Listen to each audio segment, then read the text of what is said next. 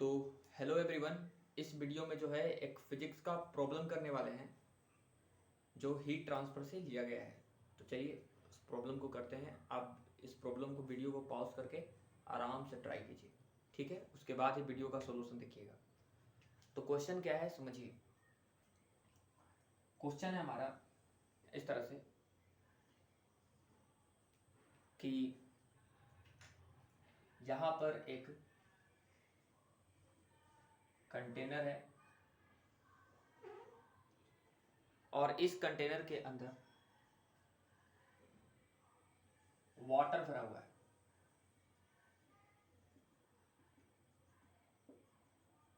इस कंटेनर के अंदर वाटर भरा हुआ है और इस वाटर का जो टेम्परेचर है वो 0 डिग्री सी है। वाटर का टेम्परेचर कितना है? 0 डिग्री सी। और ये जो हमारा वाल है, ठीक है, ये वाल हमारा एडियाबैटिक दिया हुआ है। एडियाबैटिक वाल।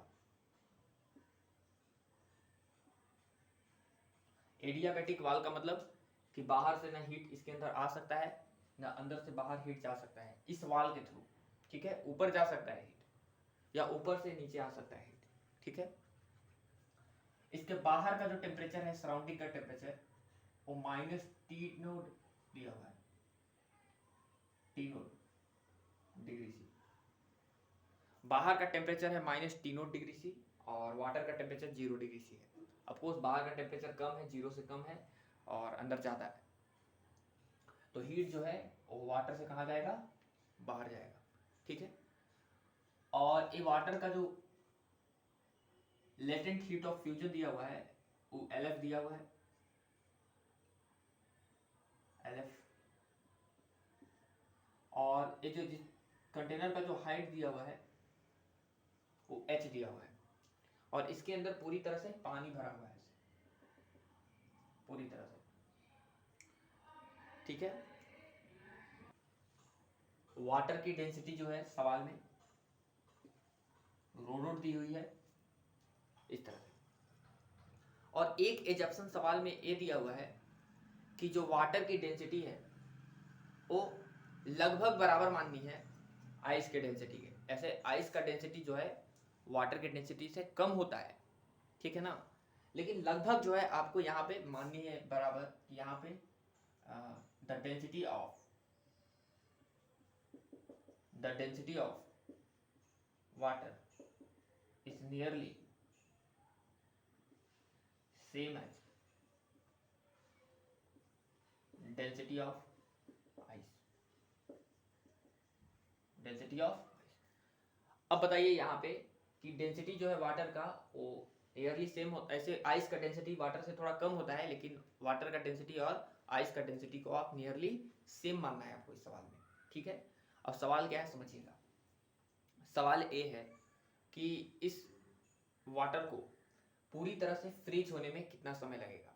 फ्रीज होने का मतलब कि इसका टेम्परेचर जो है ज़्यादा है क्योंकि 0 डिग्री से है और सराउंडिंग का टेम्परेचर कम है क्योंकि -T डिग्री से है। तो हीट जो है लगातार वाटर से कहाँ जाएगा? बाहर की तरफ। और ये 0 डिग्री सी पे है, मतलब ये फ्रीजिंग पॉइंट पे है, तो इसका लगातार टेम्परेचर कम होगा और ये धीरे धीरे आइस में कन्वर्ट होगा। और आइस जो है वो नीचे से नहीं ऊपर से बनेगा क्योंकि डेंसिटी जो होती है आइस की वो क्या होती है?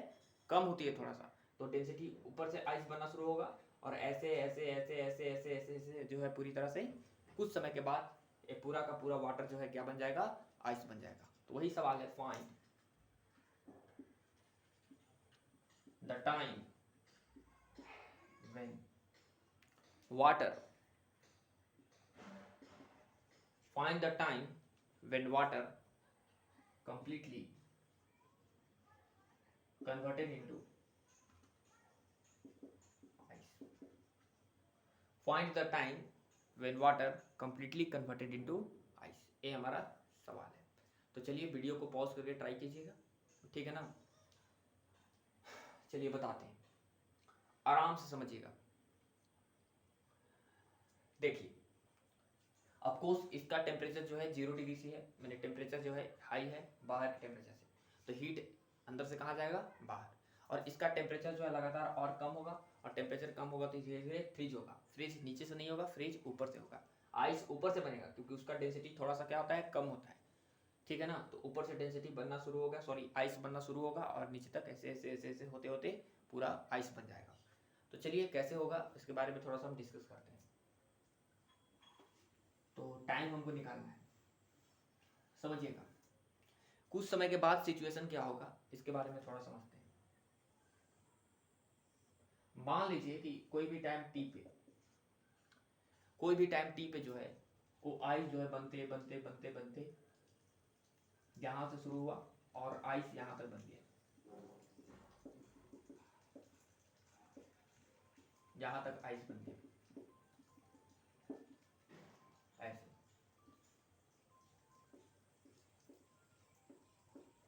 यहां तक आइस ऐसे बन गया, इतना दूर जो है हमारा क्या बन गया, आइस बन गया, ठीक है। लेट्स इसकी थिकनेस कितनी आई आइस बनने की, वो x है, ठीक है x। तो ऑफकोर्स ये जो आइस है, और एक चीज और हम देना भूल गए कि वाटर की थर्मल कंडक्टिविटी सवाल में दी हुई है, आइस का और वाटर का नियरली सेम मानना है। तो यहाँ पे थर्मल कंडक्टिविटी के दिया हुआ है, तो ऑफकोर्स जब हीट यहाँ से यहाँ जाएगा तो ए आइस जो है एक थर्मल रेजिस्टेंस की तरह बिहेव करेगा, हीट को फ्लो होने में रुकावट डालेगा। तो यहाँ से यहाँ एक थर्मल करंट इस तरह के ऊपर की तरफ जाएगा, ठीक है, इस तरह का। क्या वो थर्मल करंट निकाल सकते हैं, बिल्कुल निकाल सकते हैं। यहाँ पे इसका एरिया को थोड़ा देर के लिए ए मान लीजिए आप, तो एक रेजिस्टेंस की तरह बिहेव करेगा ऐसे। उसका रेजिस्टेंस होगा कितना, लेंथ कितना है x अपॉन k इंटू ए, के एरिया ए होगा रेजिस्टेंस इस छोटे से छोटा सा थिकनेस का, ठीक है ना, इसका रेजिस्टेंस होगा। अब ध्यान से देखिए कि हमको जो है एक छोटा सा हीट हम देखना चाहते हैं कि छोटा सा हीट जो है वो कितना आइस बना पाता है। तो एक छोटा सा हीट जो है डी क्यू, वो जब मिलेगा इस, जब डी क्यू छोटा सा हीट जो है वो यहाँ से बाहर निकलेगा तो छोटा सा आइस डीएम बनेगा, डीएम मास का इस तरह के। तो छोटा सा हम देखने चाहते हैं कि डी क्यू हीट के कारण डीएक्स थिकनेस का थोड़ा सा क्या बन गया, आइस बन गया। तो डी क्यू से क्या हुआ, थोड़ा सा एक छोटा सा थिकनेस का आइस बन गया। क्या उसका मास लिख सकते हैं, बिल्कुल लिख सकते हैं, mass into L F. L F क्यों लिखे, क्योंकि उसका फेज चेंज हो रहा है, वो वाटर से क्या बन रहा है, आइस। तो मान लीजिए कि उसको डी क्यू हीट मिला, मतलब डी क्यू हीट इस वाटर से बाहर गया, तो डी क्यू हीट जाने से क्या हुआ कि उसका डीएम मास का छोटा सा टेम्परेचर जो है, सॉरी छोटा सा फेज चेंज हो गया, मतलब वाटर से क्या बन गया, आइस बन गया, डीएम मास का। ऑफकोर्स डीएम को लिख सकते हैं, बिल्कुल लिख सकते हैं, डीएम बराबर डेंसिटी, डेंसिटी है रो नोड इंटू वॉल्यूम, वॉल्यूम है एरिया इंटू थिकनेस, ए इंटू डीएक्स। ये छोटे से मास इसका डीएम लिख दिए इंटू एल एफ, ये हो गया हमारा डी क्यू। अब हमको पता है कि थर्मल करंट जो है यहाँ से यहाँ जाएगा, क्या वो थर्मल करंट लिख सकते हैं, बिल्कुल लिख सकते हैं। आई थर्मल करंट इक्वल टू होता है D Q by D T बराबर के ए डेल्टा टी। तो के एरिया, एरिया ए है into delta T, higher temperature minus lower temperature, higher temperature 0 degree C minus lower temperature है ऊपर की तरफ माइनस टी डिग्री सी, तीनों डिग्री सी, ठीक है, ऊपर की तरफ बोल रहे हैं माइनस तीनों डिग्री सी, ठीक है, इस तरह से। तो बाई लेंथ, लेंथ कितना जाना है आपको, उसको अपॉन लेंथ, लेंथ है हमारा x, ठीक है। तो यहाँ पे हमारे पास थर्मल करंट आ गया D Q by D T, D Q का वैल्यू दिया हुआ है rho naught A D X into L F upon कितना डी टी बराबर K into A into zero minus minus plus हो जाएगा इंटू टी नोट अपॉन कितना X, ठीक है ना। चलिए ये हो गया हमारा K A delta T upon x.